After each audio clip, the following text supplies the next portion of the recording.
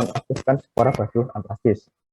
Di Indonesia sendiri itu kelembapannya itu sangat optimal sebenarnya dalam proses pengomposan, sehingga bisa suhu pengomposan bisa disebut dengan wet heat. Nah, wet heat ini tuh panas yang basah. Nah, seperti itu. Terima kasih.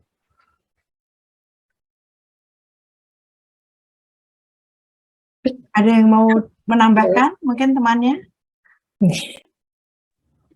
Kalau saya menambahkan sudah cukup jelas penjelasan dari Ananda. Mungkin untuk perbedaan dari Xu et al. Ini mungkin dari komposisinya. Jadi komposisinya kan tadi ada serbuk gergaji. Nah itu tuh bisa diganti dengan bahan-bahan lain yang mungkin ada di Indonesia begitu.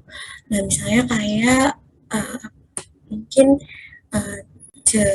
kayak jerami begitu yang bisa yang fungsinya sama untuk menyerap lalaran-lalaran tersebut begitu. Baik, terima kasih atas jawabannya. Ya, izin lanjut ya, panitia. Silahkan, Prof. Baik ya, jadi apa tadi yang sudah didiskusikan dengan Dr. Retno ya, memang ini kuncinya ada di referensi Xu et al. Dari yang disampaikan mahasiswa, memang Xu et al. Itu menjelaskan terkait dengan pembunuhan atau mengurangi ya dari antraks ini termasuk sporanya dengan cara pengomposan ya. Nah kemudian memang di dalam sumber referensi itu dikatakan bahwa menurut Xu ini akan lebih baik kalau diterapkan di Indonesia. Padahal kan kalian yang merefer sebetulnya. Jadi sehingga sama dengan apa yang kita lihat juga. Jadi kalian harus memang referensinya adalah dari Xu et al. Kemudian mengembangkan untuk diterapkan di Indonesia ya. Jadi itu poin yang mungkin perlu diperhatikan. Nah kemudian yang terkait dengan metodologi dari yang digunakan oleh mahasiswa ini memang cukup baik ya ini karena memang langsung berhubungan dengan tema tentang zoonosis dan cara-cara bagaimana cara untuk bagaimana supaya spora dari antraks dari hewan yang diduga kena antraks ini kemudian bisa dikendalikan dan tidak menular.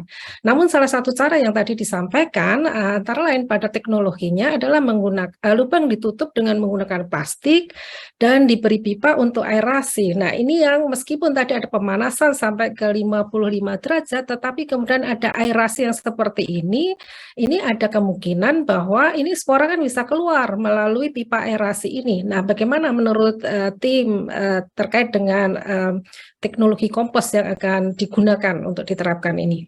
Silahkan.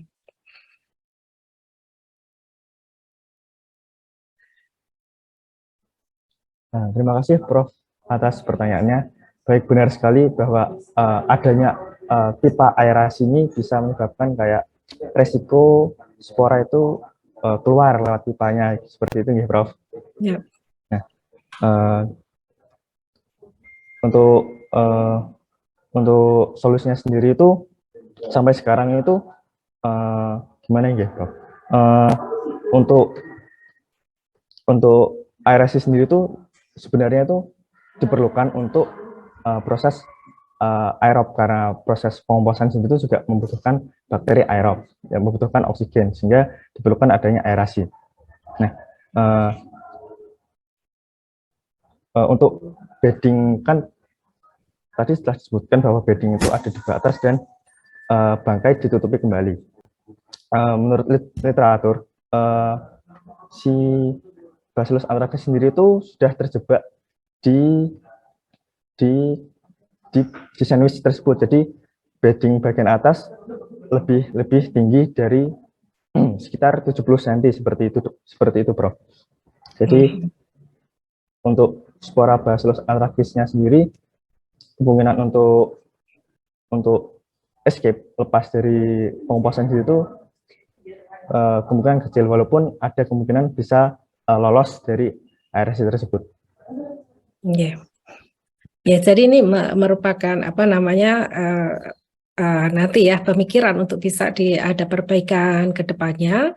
Bagaimana seandainya misalnya ini suhu 55 derajat ini dimaksimalkan dulu sehingga ada pelemahan dari Bacillus anthracis ya, sehingga kemudian tadi yang dikhawatirkan dia akan lepas bersama aerasinya itu kemudian bisa bisa dihindari gitu ya. Namun tadi juga sempat disampaikan juga oleh tim ini bahwa kemungkinan ya dari desain tadi yang coba dipelajari lagi ya, sejauh mana itu bagaimana memfilter ya aerasi supaya ini spora tidak lepas keluar.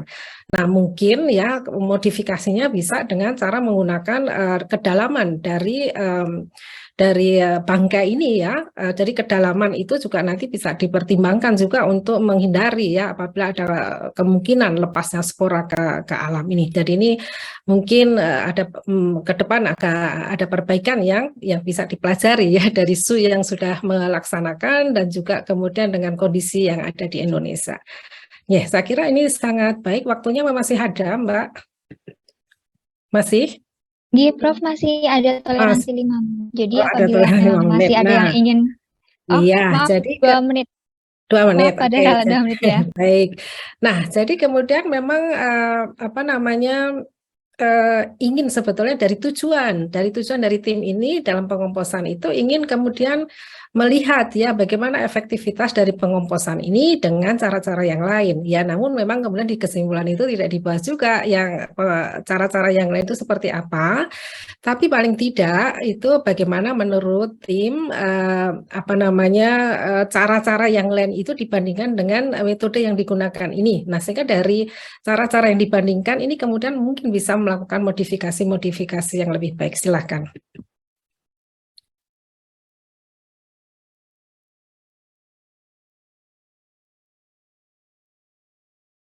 Jadi kalau tidak salah tadi kesimpulannya kan ada cara ya, ada pengomposan, pembakaran. Nah, pembakaran dan kemudian juga penguburan.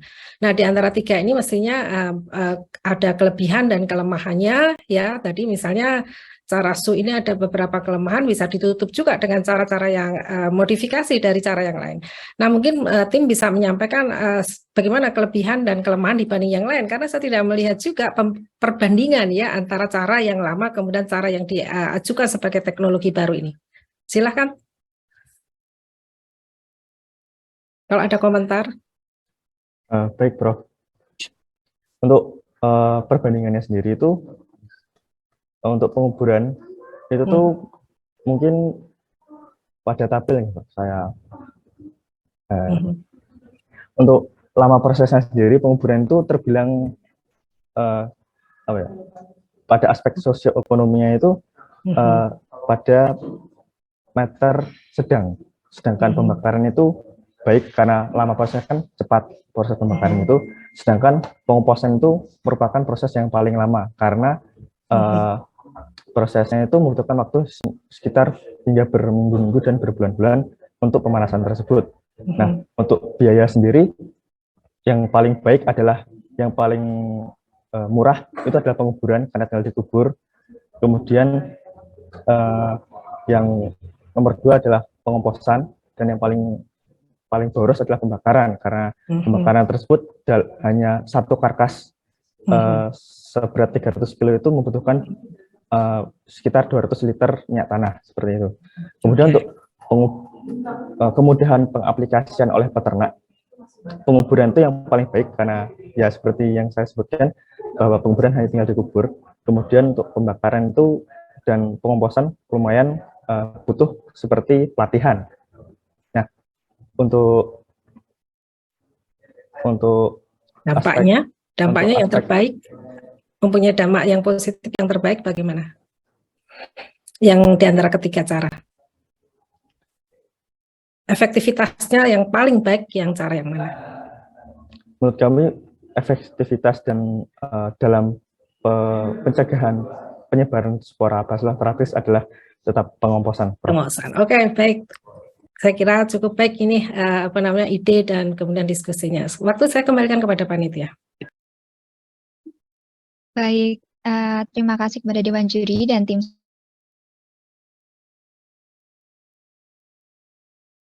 Dan dikarenakan waktunya telah habis, kami persilakan untuk tim 1 berpindah dari Brigadir Room ke Main Room. Dan untuk Dewan Juri, kami mohon waktunya sedikit untuk menunggu presentasi dari tim 2. Ya, Prof dan Dok. Baik, untuk tim 1 dipersilahkan. Terima kasih izin untuk meninggalkan room ya untuk Prof. Rina dan Prof. Retno. Terima kasih.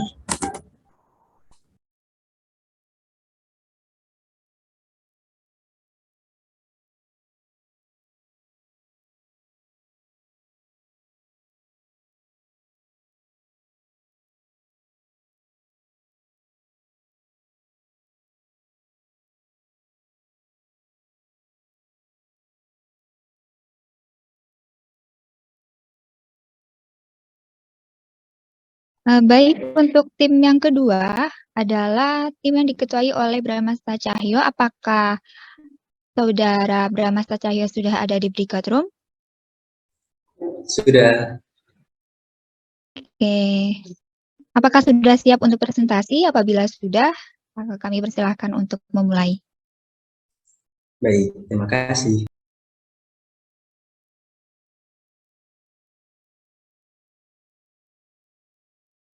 Assalamualaikum warahmatullahi wabarakatuh. Shalom, Om Swastiastu, Namo Buddhaya, salam kebajikan. Selamat pagi teman-teman Tia dan seluruh Dewan Juri yang hadir pada room ini. Technology is dominated by two types of people, those who understand what they do not manage and those who manage what they do not understand. Maka dari itu, izinkanlah kami memperkenalkan karya kami yang berjudul Ultrans, yaitu rancangan ultrasonic piezoelectric transducer dalam mengintervensi sistem auditorium tikus atau ratus SP sebagai vektor zoonosis. Tak kenal maka tak sayang, maka izinkanlah saya memperkenalkan tim saya terlebih dahulu yang terdiri dari saya sendiri, yaitu Bramasta Cahyo Saputra dan rekan saya Ewi Cahsono Dibyo Saputro. Baik, masuk ke halaman yang pertama yaitu latar belakang. Jadi sekitar 60-75% dari kasus emerging dan re-emerging infection disease merupakan penyakit zoonosis. Nah, pada kesempatan kali ini kami akan mengangkat rodent borne. Di antara zoonotic disease yang disebabkan oleh rodent itu ada leptospirosis, hantavirus, pest, rat pit fever, dan beberapa penyakit yang lainnya. Keterlibatan tikus dalam transmisi berbagai virus patogen telah banyak dilaporkan beberapa tahun terakhir. Nah, kenapa saya dan rekan saya mengambil tikus ataupun rodent sebagai topik utama pada karya ilmiah yang kali ini, yaitu yang pertama karena tikus merupakan hewan yang sangat mudah beradaptasi, yang kedua sangat mudah bereproduksi, dan sistem imun tikus mudah berevolusi. Lalu yang terakhir karena tikus merupakan hewan yang punya persebaran yang luas dan ada di sekitar kita. Nah, maka dari itu zoonosis yang disebabkan oleh tikus dapat dicegah dengan pembatasan kontak antar manusia dengan tikus.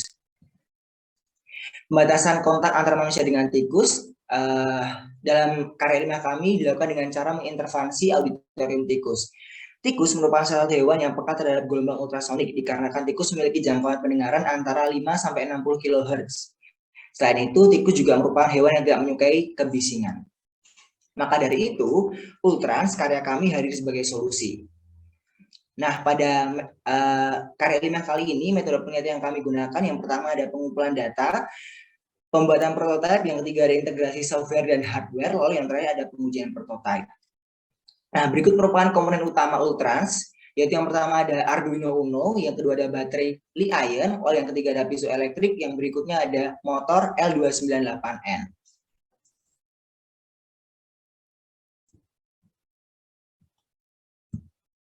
Nah, berikut merupakan rancangan hardware dari Ultrans atau karya kami. Yang pertama, pada gambar kiri terlihat rangkaian Ultrans, yaitu terlihat yang pertama ada Arduino Uno, lalu yang kedua ada baterai lithium, lalu yang ketiga, baterai Li-ion, lalu yang berikutnya ada motor L298N, lalu yang dua hitam di sini merupakan transducer.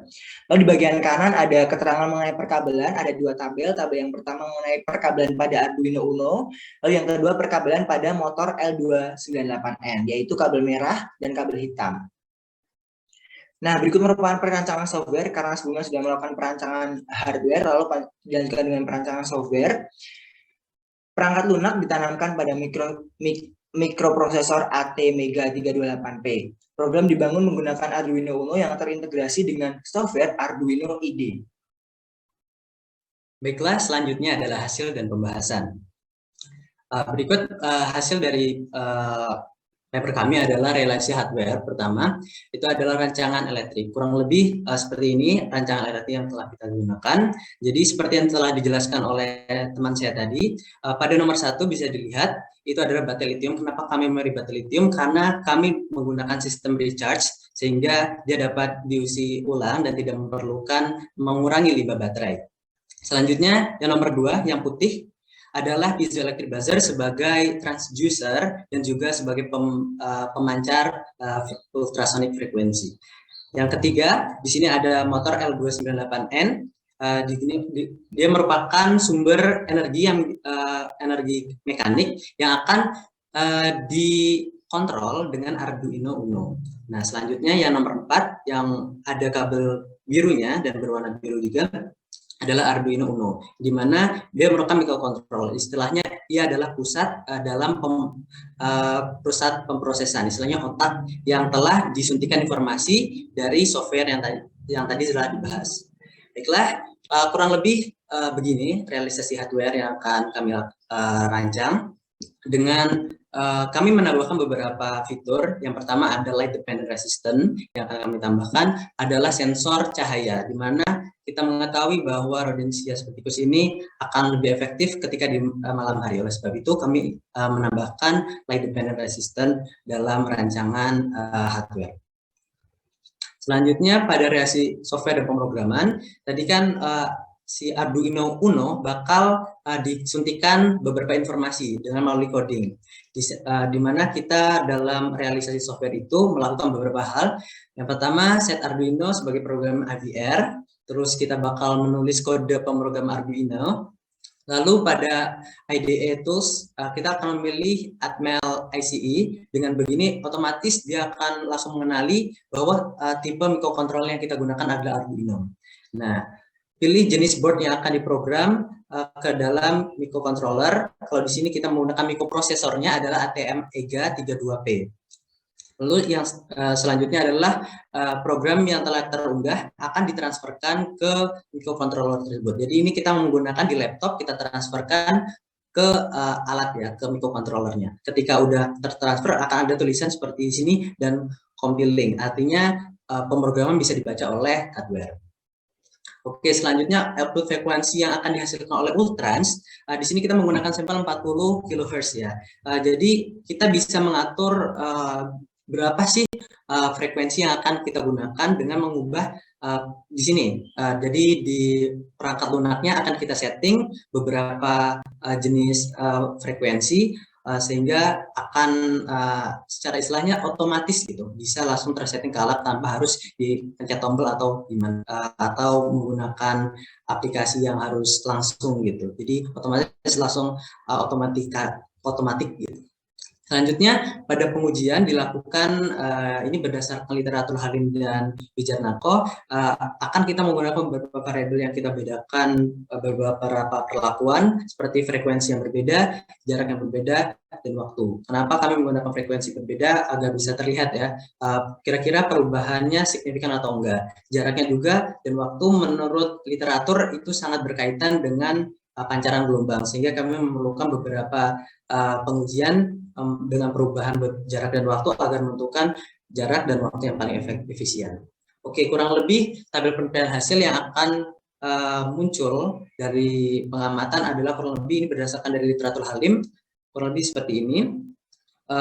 Berdasarkan literatur Halim dan Wijarnako, bahwa tikus itu merespon terganggu ketika dia diberikan paparan ultrasonik. Semakin dekat jarak sumber gelombang ultrasonik, maka intensitas dan energi gelombang ultrasonik semakin besar. Oleh sebab itu kami melakukan beberapa perlakuan terhadap jarak, lama paparan, dan besar frekuensi juga berbanding lurus dengan respon yang terganggu ditunjukkan oleh tikus. Baik, masuk ke halaman berikutnya yaitu kesimpulan dan saran. Kesimpulan dari karya ilmiah yang kami lakukan atau penelitian yang kami lakukan, yang pertama ada dihasilkan alat pemancar gelombang ultrasonik Ultrans untuk mengintervensi sistem audio tikus. Dan yang kedua, Ultrans dapat bekerja secara optimal untuk memancarkan gelombang ultrasonik dan memiliki rentang frekuensi antara 30 sampai 50 kHz serta perkiraan jarak sekitar 1,5 sampai 3 meter. Lalu kesimpulan yang terakhir yaitu semakin dekat jarak sumber gelombang ultrasonik dengan tikus, maka intensitas dan gelombang energi ultrasonik semakin besar. Berikutnya saran pada penelitian yang kami lakukan, yang pertama, ultron diharapkan dapat diaplikasikan di masyarakat. Lalu perlu juga dilakukan pengujian prototipe ultron secara kualitatif menggunakan osiloskop. Lalu berikutnya pemasangan prototipe yang ideal yaitu pada malam hari. Lalu yang terakhir perlu dilakukan pengujian lebih lanjut prototipe ultron kepada tikus secara langsung. Baik, mungkin itu presentasi dari kami. Kurang lebihnya kami mohon maaf. Kami membuka sesi tanya jawab kepada juri. Silakan kami kembalikan ke MC ya. Baik, terima kasih untuk tim 2 atas presentasinya. Menarik ya. Dan selanjutnya untuk sesi tanya jawab, saya persilahkan kepada Dewan Juri. Mungkin karena tadi sudah dimulai dengan Dr. Retno, untuk sekarang Prof. Rina dapat memulai terlebih dahulu. Kami persilahkan. Baik, terima kasih Mbak Esti. Selamat juga ini untuk mahasiswa yang keren ini, kayak orang kembar juga ini, Bramantio dan Wicaksono ya, dan idenya juga cukup luar biasa ya, dari mengaplikasikan ultrans ya untuk mengusir ya tikus supaya ini tidak dekat manusia dan tidak menyebabkan atau menyebarkan zoonosis, di mana ada potensi membawa penyakit zoonosis ya, antara leptospira dan juga ada hantavirus dan juga red bite fever tadi ya yang disampaikan ya, dan mungkin ada yang lain juga. Nah, cuma saya ingin konfirmasi ya, kan alat ini juga sudah ada, sehingga tinggal diimplementasikan. Namun kalau saya melihat latar belakang yang tadi disampaikan, ya, itu penelitian yang dilakukan oleh Halim maupun oleh Wijanarko tadi juga disampaikan bahwa semua tikus yang terkena paparan gelombang ultrasonik itu memang memberi respon yang terganggu ya, sehingga kemudian menjauhi sumber dari suara yang didesain tadi ya, ada suara ultrasonik ini, dan kemudian dia akan bergerak dan kemudian pindah ibaratnya terusir ya dari tikus ini menjauhi pusat gelombang tadi. Nah, kemudian yang menjadi pertanyaan saya, apakah ketika tikus itu kemudian dikasih gelombang ini, kemudian dia akan kacau, kemudian dia akan menyebar, kemudian akan pindah jangan-jangan ke populasi masyarakat yang lain, sehingga malah mendekati ke lokasi yang lain yang kemudian di sana hanya pindah saja, dia akan menyebarkan juga populasi penyakit di sana. Itu ya pertanyaan saya, bagaimana ini ide selanjutnya ya. Karena kemudian pertanyaan yang tadi mendasari pertanyaan saya ini adalah apakah nanti alat ini bisa digunakan untuk mengetahui bahwa tikus itu benar-benar membawa sebagai reservoir ya, pembawa dari agen penyakitnya. Kalau tidak kan berarti ini tidak spesifik ke arah penyakit tertentu, kemudian dia hanya mengusir. Kalau mengusir dia akan pindah tempat, kemudian mengganggu masyarakat lain, dan memang kalau memang dia ada sebagai reservoir atau sebagai vektor penyakit zoonosis, ya dia akan lari dari tempat yang ada bising tadi kemudian ke tempat lain, dan di sana juga bisa menyebarkan penyakit. Nah, ini bagaimana komentar dari mahasiswa kembar ini? Silakan. Baik dok, terima kasih sekali atas pertanyaannya. Jadi izin menjawab. Jadi pada bagian saran tadi sudah dituliskan bahwa harapannya alat ini bisa diaplikasikan di masyarakat. Jadi tidak cuma sebagian kecil masyarakat, namun sebagian besar masyarakat itu mengaplikasikan alat ini, sehingga tikus itu akan lari atau menghindari dari wilayah-wilayah yang memang padat penduduk. Jadi memang harapannya dengan adanya alat ini bisa menghindarkan kontak manusia-manusia yang misalnya padat itu daerah-daerah yang padat penduduk itu tidak ada kontak dengan tikus gitu, supaya kemungkinan terjadinya zoonosis seperti leptospirosis dan lain-lain tadi berkurang gitu. Alat ini tidak bisa ya mengetahui bahwa memang tikus itu sebagai vektor dari penyakit tertentu, tapi ini hanya mengusir ya atau membawa dia pergi dari lokasi dari populasi masyarakat, begitu ya? Iya dok, mungkin saya ingin menambahkan karena fokus kami dari sini itu kan tadi menghindarkan manusia dengan kontak dengan tikus. Dengan asumsi kita memang kurang paham itu apakah tikus itu adalah agen penyebab penyakit atau bukan. Karena istilahnya emang tikus kan memang seharusnya kurang etis apabila ada di sekitar kita. Jadi lebih baik memang kita cukup menghindarkan dari agen-agen pembawa patogen itu dari manusia. Jadi fokus kami kurang lebih banyak ke situnya, menghindarkan agen penyebab patogen terhadap manusia. Iya.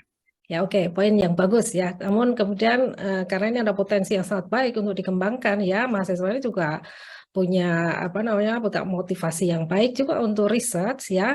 Jadi mungkin apa saran pada mahasiswa ya untuk melengkapi agar alat ini tidak segera tidak hanya kemudian mengusir tikus, kemudian masyarakat lain juga mengusir kemudian dia akan ada di mana dan toh tetap ada juga ya populasi dari tikus ini. Nah, padahal di sisi lain ya mungkin ya kalau ini memang mahasiswa ini punya potensi untuk bisa mengembangkan software ini bisa juga ya sebetulnya nanti melihat bahwa dalam tikus itu dia ada reservoir ya, ada vektor sesuatu penyakit yang mungkin ya bisa ditangkap ya oleh alat misalnya dengan imaging gitu ya. Oh ini dia mempunyai agen sebagai leptospirosis dengan adanya pendarahan warna misalnya sehingga bisa dikombin antara alat yang ultrasonik ini dengan kemudian pendarahan yang kemudian bisa menangkap bahwa di antara tikus ini ada reservoir. Nah ini saya kira nanti ya ke depan mungkin idenya seperti itu karena ini sangat menarik. Tapi kemudian saya cari-cari gimana caranya agar zoonosis ini terlepas karena tidak semua tikus juga mengandung penyakit zoonosis dan juga tadi ada permasalahannya sebenarnya idenya ini kan pada tikus yang mengganggu tanaman. Ya, kalau tanaman langsung dia ada efeknya bahwa kemudian tanaman yang ada di situ kemudian tidak dihancurkan atau tidak diganggu oleh tikus tersebut ya. Dan baik juga untuk masyarakat, saya juga senang kalau punya alat ini supaya tikus nggak masuk ke rumah gitu ya. Itu ide yang sangat luar biasa, tapi kemudian ke arah zoonosisnya ya, karena saya diminta panitia ini bagaimana hubungannya dengan zoonosis.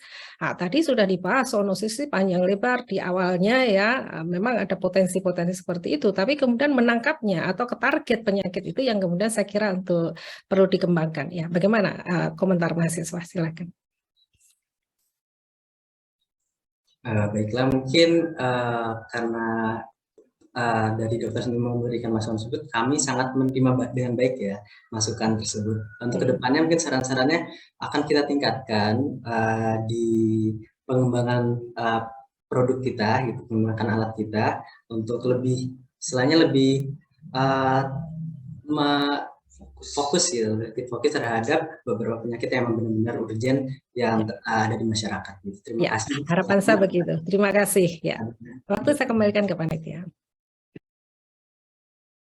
Baik, terima kasih Prof. Rina dan teman-teman dari tim 2. Untuk selanjutnya langsung saja ke Dr. Retno. Apakah ada yang ingin ditanyakan atau didiskusikan? Saya persilahkan.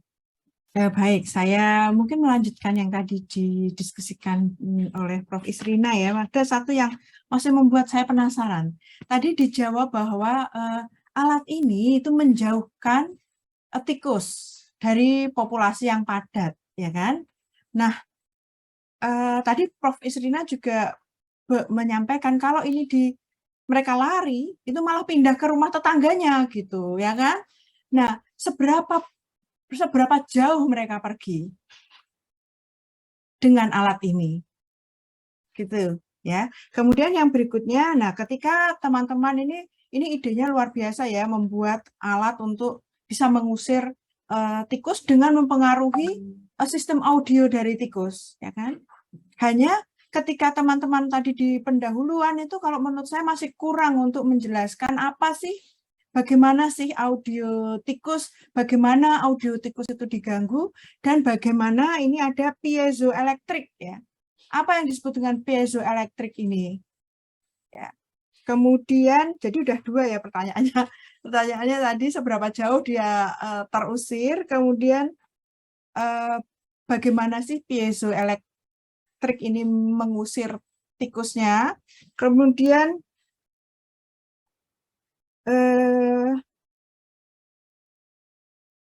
kemudian saya lupa ya. Jadi 2 itu aja dulu. Mudah-mudahan bisa dijawab dengan baik. Terima kasih. Baik Dr. Retno, jadi terima kasih sekali atas pertanyaannya. Jadi izin menjawab, tadi kalau disimpulkan ada 2 pertanyaan ya dok ya. Seberapa jauh tikus itu pergi dan gimana sih rincian dari piezoelektrik itu sendiri, betul ya dok ya? Nah baik, jadi kalau berdasarkan penelitian yang studi literatur yang kami lakukan, itu dengan rentang jarak 1,5 sampai 3 meter itu merupakan jarak yang paling efektif tikus merasa terganggu. Artinya melalui jarak ini kita bisa tahu misal di suatu tempat ada range lokasi sekitar 3 meter itu yang bikin tikus itu terganggu. Pasti di antara tikus-tikus yang itu tidak mau gitu datang ke situ. Nggak cuma di radius 3 meter ini, tapi di suatu tempat itu ketika harapannya ketika tikus itu tahu ada radius 3 meter yang sekiranya mengganggu mereka, harapannya mereka tidak datang ke situ. Terus mengenai piezoelektrik mungkin bisa dijelasin? Ya, mungkin saya ingin menambah radius, karena kita tahu gelombang itu kan semakin tinggi dia akan semakin menjauh semakin berkurang. Jadi dalam penelitian kami itu jarak frekuensi yang diterima oleh tikus itu adalah 30-50 kHz. Nah, dengan jarak yang diterima 1,5 itu masih di antara rentang itu. Jadi kita sebenarnya bisa aja meningkatkan frekuensi karena tadi sehingga ntar di tikusnya kita jauhkan ya jaraknya gitu misalnya, tapi kita juga tingkatkan frekuensinya. Jadi tikus itu tetap menerima frekuensi yang semakin lama berkurang, tetap dalam range 30-50. Jadi meskipun di sini tertulis 3 meter, tapi kita bisa meningkatkan menjadi 5 meter atau 6 meter dengan meningkatkan juga frekuensi. Jadi otomatis audio dari tikus tetap akan menangkap dengan jarak dengan frekuensi 30-50 yang dapat mengganggu mereka. Selanjutnya untuk piezoelektrik itu sendiri adalah sebenarnya ini adalah sumber frekuensi. Jadi untuk menggunakan Arduino Uno tadi, itu kan dia akan mengontrol. Tetapi ketika kita langsung memberikannya ke piezoelektrik, itu nggak bisa langsung bisa kita sesuaikan gitu. Kita nggak bisa menyeting 40, 50 Hz atau berapa. Jadi kita masih memerlukan yang tadi namanya motor. Nah, motor ini akan digunakan sebagai sumber energi mekanik gitu kan. Nah, ketika sumber energi mekanik itu bakal kita transfer ke transducer. Transducer sendiri kan adalah alat yang digunakan untuk mengubah energi, di mana di sini adalah energi mekanik akan kita ubah menjadi frekuensi. Dengan begitu, dengan penyesuaian di motor, sehingga di motor yang sudah kita integrasikan dengan Arduino Uno, di Arduino Uno kita setting berapa hertz-nya, itu akan berpengaruh ke motor, dan motor langsung akan mempengaruhi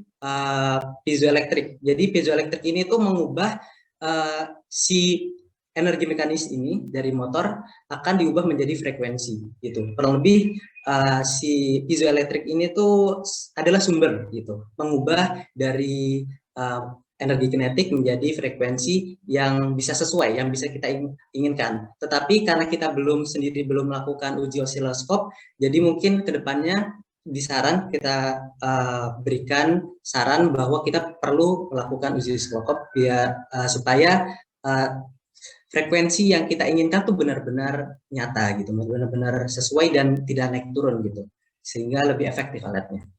Oke, terima kasih atas jawabannya. Oke, nah mungkin ini yang perlu diinikan lagi ya nanti untuk pengembangan dari alat ini adalah tadi radius 3 meter ya, radius 3 meter itu kalau tikus itu ada orang di situ mungkin radius 3 meter dia juga udah nggak berani dekat gitu. Ya, nah mungkin itu yang bisa dipertimbangkan untuk pengembangan untuk alat ini. Kalau bisa ya tentu semakin jauh gitu. Baik, terima kasih. Waktu saya kembalikan ke panitia. Baik, terima kasih. Ini diskusinya sangat menarik ya. Dan mungkin kalau semisal ada waktu bisa dilanjutkan lagi. Jadi untuk tim 2, tadi apa yang telah disampaikan oleh Dewan Juri dapat dipertimbangkan lagi untuk semisal dapat diterapkan dari hasil presentasi ini dapat diperbaiki lagi untuk kedepannya. Jadi terima kasih untuk tim 2, presentasinya sangat luar biasa, dan terima kasih juga untuk Dewan Juri atas diskusi dan pertanyaannya. Untuk tim 2, kami persilakan untuk kembali ke main room. Dan untuk Dewan Juri, kami mohon waktunya sedikit untuk menunggu persiapan dari tim terakhir, yaitu tim 3. Baik, terima kasih dokter dan teman-teman panitia, izin les breakout room B. Terima kasih.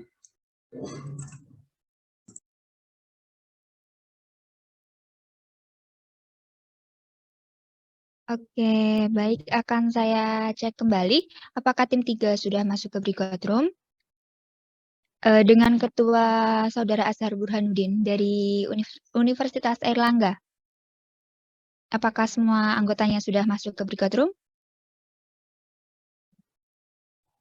Sebentar Kak, kurang satu.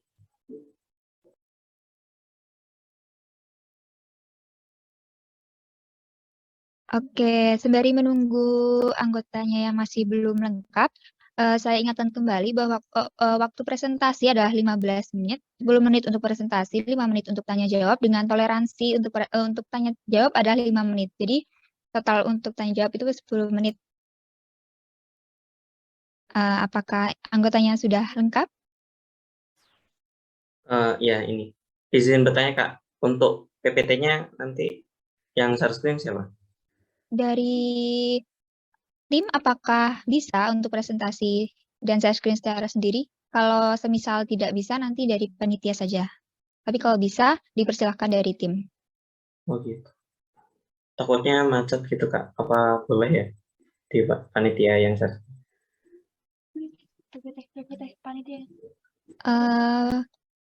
Terkendala sinyal ya, Kak?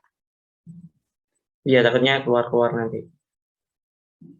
Oke, mungkin dapat dibagikan PPT-nya ke grup panelis, nanti biar panitia yang backup.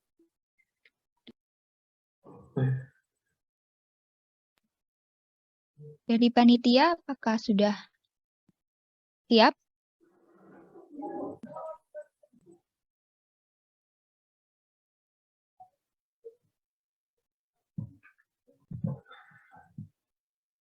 Apakah PPT-nya sudah terlihat dengan jelas dan sudah benar ya?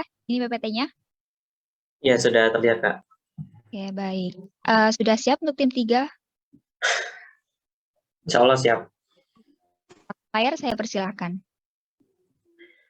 Presentasi akan kami mulai 3, 2, 1. Tertatih-tatihlah, terlah-lahlah. Karena sesuatu yang luar biasa tidak terjadi karena hal biasa. Oleh karena itu, inilah aksi dan karya nyata mahasiswa Universitas Airlangga. Perkenalkan, saya Muhammad Fikri Samsuri dan 2 rekan saya, Azhar Burhanuddin dan Gusti Ayu Iliin, sebagai komting dari Universitas Airlangga yang dengan bangga mempersembahkan karya kami dengan judul Dok Sapi sebagai upaya penguatan kesehatan sapi ternak melalui kolaborasi layanan aplikasi, telemedicine, dan data terpadu.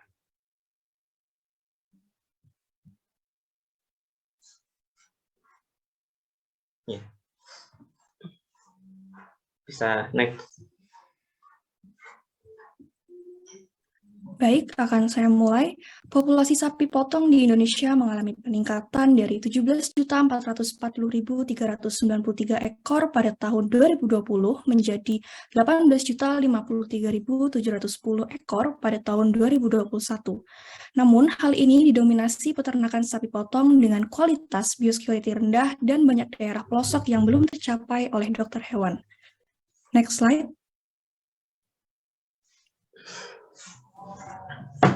Sapi yang terus berkembang di Indonesia ada banyak sekali jenisnya. Apakah hanya PMK seperti penyakit yang sedang viral sekarang ini? Nyatanya ada beberapa penyakit hewan strategis yang berkembang di Indonesia seperti antraks dan juga LSD maupun BVD. Hal itu tentu sangat membahayakan dan sangat merugikan apabila menginfeksi sapi yang ada di peternakan, terutama di peternakan rakyat. Next. Kesehatan ternak sendiri merupakan salah satu faktor yang berpengaruh terhadap keberhasilan usaha peternakan sapi. Hal ini dijelaskan oleh Abidin pada tahun 2008. Penyakit yang menyerang ternak diketahui dapat menurunkan pembentukan daging serta produktivitas ternak karena gangguan penyerapan nutrisi. Manajemen kesehatan hewan berhubungan erat dengan usaha pencegahan infeksi dari agen-agen infeksi melalui upaya menjaga biosecurity dengan menjaga higienitas dan sanitasi kandang, manajemen pakan yang baik, dan peningkatan daya tahan tubuh. Serta peran pengobatan juga sangat penting dalam menunjang kesehatan ternak. Salah satunya upaya melalui pengembangan telemedicine dengan ternak, mempertimbangkan jarak peternak dan pencatatan kesehatan yang terstruktur serta terkontrol. Next slide.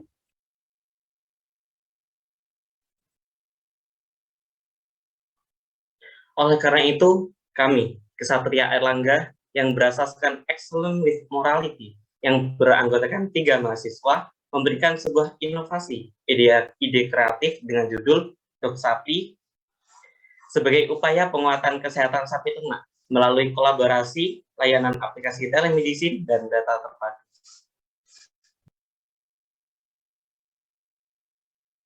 Bisa next slide.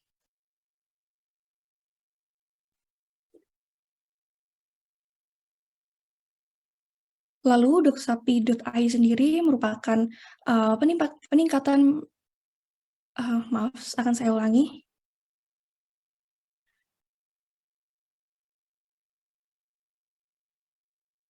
Ya, betul. Baik. Apa itu doksapi.id? Doksapi.id merupakan sebuah aplikasi telemedicine sederhana dengan kemampuan penyimpanan dan analisis performa ternak berdasarkan data yang faktual dengan validasi dokter hewan. Next slide. Perlunya peningkatan manajemen kesehatan ternak sapi domestik, maka harus ada upaya untuk menghubungkan peternak dengan dokter hewan secara lebih mudah serta efisien. Selain itu, kebutuhan kesehatan juga berbanding lurus dengan informasi rinci terkait ternak hewan tersebut dari sebelum melahirkan sampai usia saat ini. Next.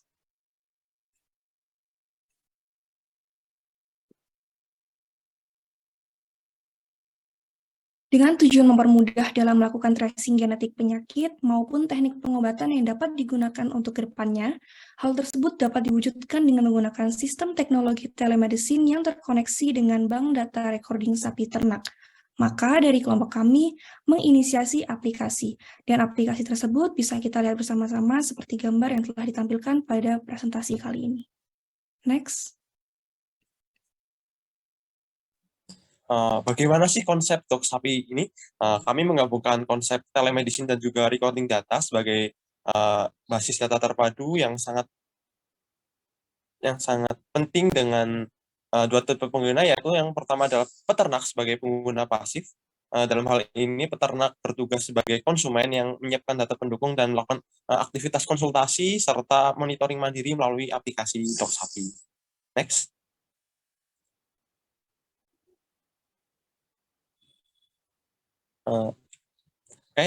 Untuk pengguna yang kedua yaitu adalah dokter hewan sebagai pengguna aktif. Dokter hewan di sini menjadi peran utama dalam memberikan pelayanan konsultasi serta edukasi kesehatan ternak pada para penggunanya.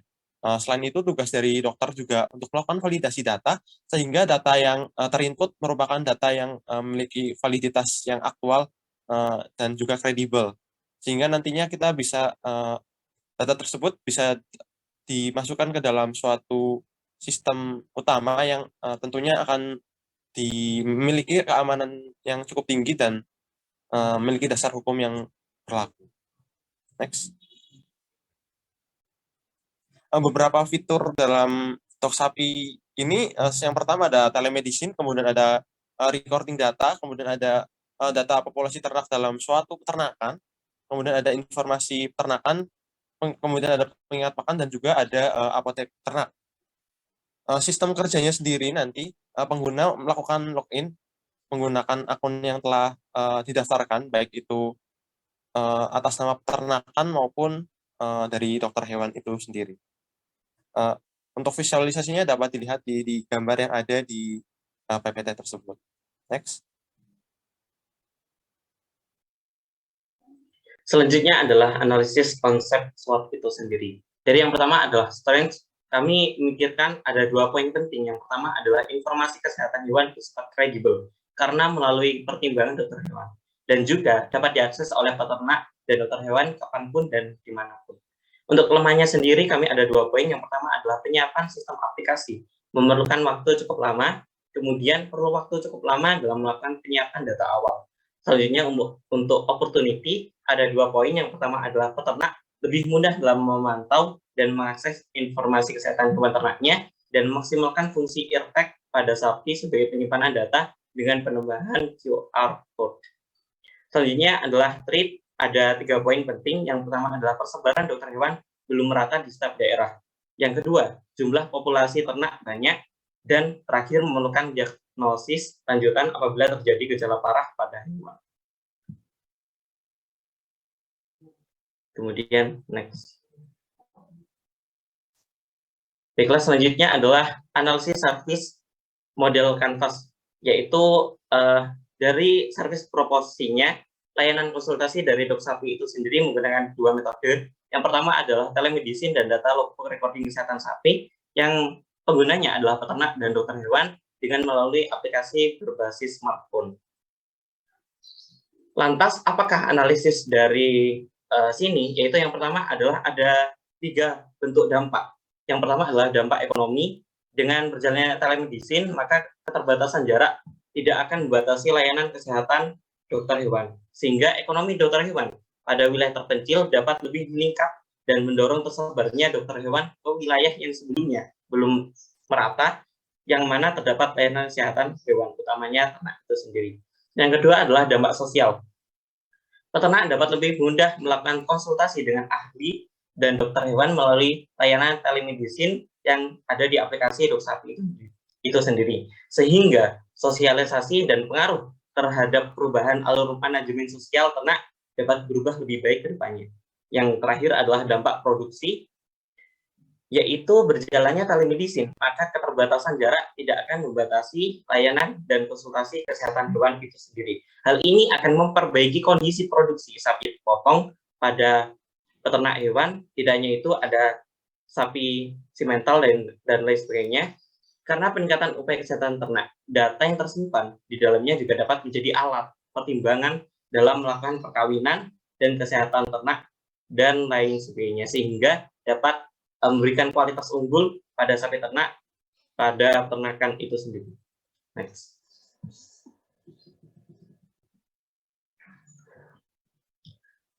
Selanjutnya adalah model alur kerja aplikasi, yaitu yang pertama adalah dari individu sapi terdapat gejala klinis yang mana nanti bisa dialurkan seperti sini dan diintegrasikan melalui aplikasi dok sapi itu sendiri. Next. Baiklah, ini daftar pustaka. Oke, next. Baik, terima kasih. Itulah tadi presentasi dari kami. Salam sehat, salam veteriner. Terima kasih. Baik, terima kasih tim 3 yang presentasinya tidak kalah menariknya dengan tim sebelumnya ya. Ini mengenai aplikasi Dok Sapi ID. Dan waktunya juga sangat pas sekali, tepat 10 menit. Untuk selanjutnya mungkin dapat lanjut ke sesi tanya jawab. Untuk Dok Retno ataupun Prof. Rina dapat menyampaikan pertanyaan atau pendapat untuk berdiskusi dengan tim 3. Dok Retno ya, apakah? Ya, dipersilakan Dok. Terima kasih kelompok 3 ya. Selamat ya, ini menurut saya ini suatu terobosan yang sangat menarik ya, adanya telemedicine ini untuk hewan ya. Jadi tidak hanya halodoc untuk manusia ya, tetapi untuk hewan pun juga. Ada beberapa hal yang ingin saya tanyakan ya, mungkin bisa diklarifikasi nantinya. Yang pertama adalah sebetulnya aplikasi ini tujuannya itu untuk apa ya, maksudnya untuk suatu komunitas ternak atau satu komunitas atau untuk hewan kecil juga bisa ya. Karena yang saya dengar pada presentasi tadi beberapa kali yang dari situ saya mengambil kesimpulan bahwa itu ditekankan adalah keterbatasan jarak. Kemudian disampaikan juga dokter hewan di daerah terpencil ya. Nah, di dokter hewan di daerah terpencil atau masyarakat peternak di daerah terpencil kan gitu kan ya, berarti itu bagaimana dengan kendala sinyal, Mas? Seperti kita ketahui kalau kita KKN, mungkin teman-teman udah KKN ya, KKN-nya itu padahal ya masih di kota-kota aja, tapi sudah kau suruh bikin laporan tuh susah Bu, ini karena sinyalnya sering tidak ada, padahal masih kalau di Jogja nih ya, masih di dalam DIY. Nah, ini yang saya tanyakan, dan bagaimana para peternak-peternak ini dengan asumsi bahwa peternak tersebut itu sudah melek gadget ya, melek device. Bagaimana dengan peternak-peternak kita yang mungkin masih piai sepuh ya, ini bisa bahasa Inggris semua nggak? Piai sepuh, ini ya, yang nggak bisa pakai HP gitu. Anak-anaknya sekolah di kota. Ya, nah ini apakah ada training-training yang khusus untuk ini? Gitu. Kemudian yang berikutnya, satu lagi pertanyaan saya yang menurut saya itu penting adalah ketika Anda menyampaikan alur tadi, alur itu kan ada gejala klinis ya. Kemudian gejala klinis itu yang dilaporkan. Nah, apakah kita sebagai dokter hewan itu sudah yakin dengan gejala klinis yang disampaikan oleh peternak tadi? Ya kan, karena kan kita sebagai dokter itu kan tidak hanya mendengar atau melihat dari jauh, tapi ya kan pasti kan kita ada metode-metode pemeriksaan. Nah, maka kalau memang bisa atau memang oke itu disampaikan gejala klinis pada penyakit-penyakit apa yang itu bisa dipakai gitu. Jadi mungkin pertanyaan saya itu aja. Terima kasih, monggo.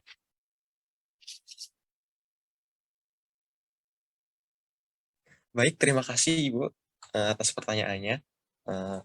Izin menjawab untuk pertanyaan yang pertama, bagaimana sih dalam menghadapi kendala-kendala apabila ada kendala sinyal, kemudian ada kendala dari melek teknologi yang belum cukup baik.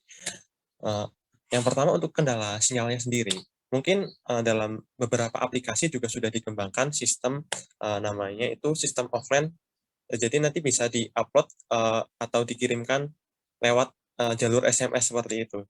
Jadi apabila kita bisa menggabungkan konsep menggunakan fitur SMS ini menjadi mentransmisikan menjadi suatu bentuk dari kata-kata di aplikasi, nah itu sangat memungkinkan. Jadi kendala sinyal mungkin itu bisa dihadapi. Kemudian untuk melek teknologi sendiri, untuk yang terutama di peternak-peternak yang berusia tua, nantinya kita akan berkolaborasi dengan mungkin beberapa Babinmas ataupun Kantipmas lainnya yang seringkali mereka juga berputar-putar untuk mengecek kondisi-kondisi ternak yang ada di lingkungan tersebut. Sehingga dengan adanya bantuan itu, maka mereka bisa membantu peternak-peternak yang tidak dapat melek teknologi. Seperti itu.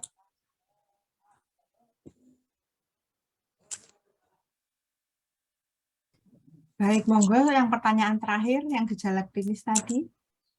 Mungkin ada yang bisa menambahkan atau menjawab. Baik, untuk gejala klinisnya sendiri, Bu, nantinya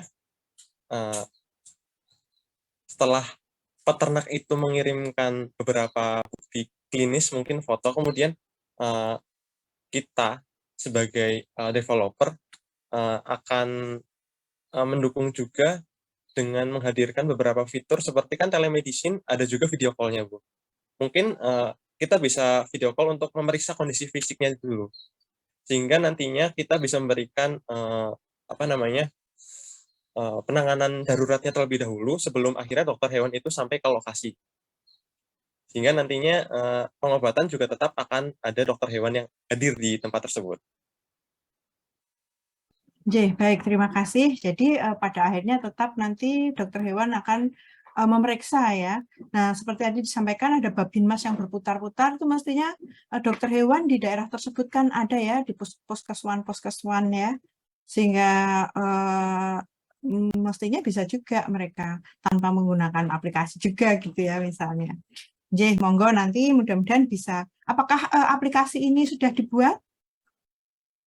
Untuk saat ini masih dalam tahap pengembangan dari Jadi yang UX, foto-foto tadi apa? pengembangan UX, tampilan desain.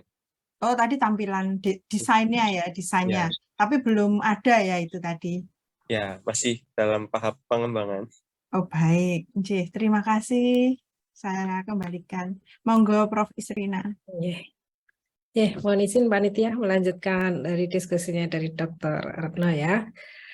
Apresiasi juga untuk tim mahasiswa ini, ya idenya memang bagus semua, sehingga kita juga bingung ini semuanya baik gitu ya.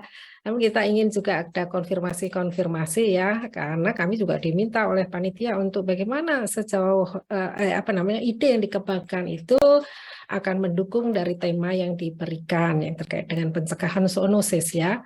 Nah, kemudian tadi juga sudah disampaikan pertanyaan dari Dr. Retno, antara juga menjadi pertanyaan saya ya terkait dengan bagaimana teknologi digitalnya oleh para peternak ini bagaimana, tapi tadi sudah baik juga dijelaskan. Nah, sekarang saya ingin melihat dari model alur kerja aplikasi tadi, karena memang aplikasi Dok Sapi ini kan memang dari apa yang dikembangkan ini akan mengakomodir dari pihak targetnya apa? Targetnya adalah peternak dan juga dokter hewan sendiri ya. Nah, kemudian tadi dari diskusi berkembang juga, sebetulnya ini juga membutuhkan adanya petugas atau apa tadi yang ada di lapangan ya dari dinas. Nah, pertama ya, kalau dari alur kerja itu yang saya lihat itu tidak ada koneksi antara dokter hewan dan peternak dari alur yang disampaikan tadi.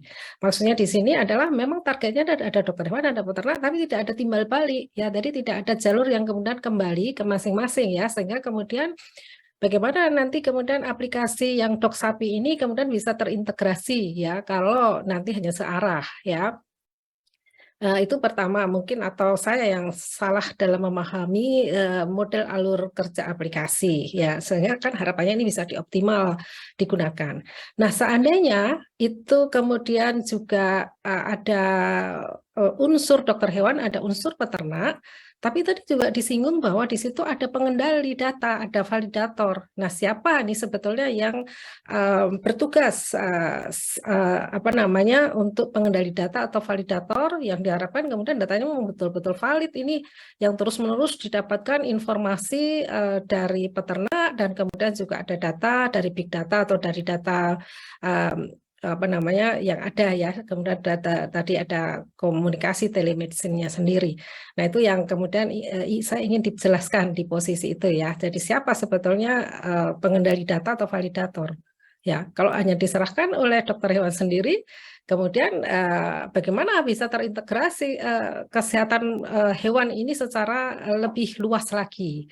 Atau memang ini hanya model pada satu tempat saja yang kemudian tergantung dari dokter hewan itu saja, model kemudian akan dikembangkan ke seluruh Indonesia atau seperti itu. Nah, kemudian dari tadi yang diskusi menjadi berkembang juga pemikiran saya, kalau di sini memang masih membutuhkan ada petugas yang tadi yang misalnya dari dinas, ini alangkah lebih baiknya ya itu juga ada alur yang kemudian terhubungkan dengan pihak dinas atau pemerintah, sehingga nanti aplikasi ini menjadi bisa continue ya, jadi bisa aplikasikan secara terus-menerus.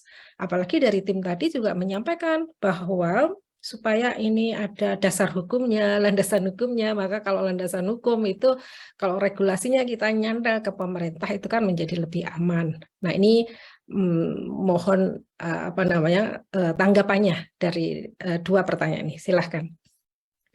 Terima kasih Prof atas pertanyaannya. Mohon izin panitia bisa back ke halaman skemanya, skema alurnya. Skema alur kerja tadi ya, yang panah-panah tadi. Nah, ini. Ya, ini hanya satu arah ini ya. Jadi tidak ada kembali dokter hewan dan peternaknya kemudian ke pool data aplikasi. Ya. Baik Prof, izin menjawab. Untuk alurnya sendiri dari gejala klinis kan ada pengecekan kesehatan ya, baik itu langsung maupun tidak langsung. Langsung itu dilakukan oleh dokter hewan yang dihubungkan dengan telemedicine. Yang tidak langsung itu dilakukan oleh peternak itu sendiri dan juga dihubungkan oleh telemedicine.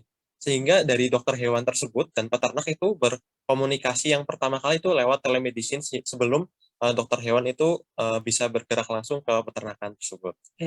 Nah, kemudian data-data yang dianalisis oleh dokter hewan itu akan dicatat dan juga akan masuk ke dalam aplikasi, sehingga monitoring kesehatan sapi, kemudian pencatatan kesehatan dan juga telemedicine-nya ada di dalam aplikasi tersebut.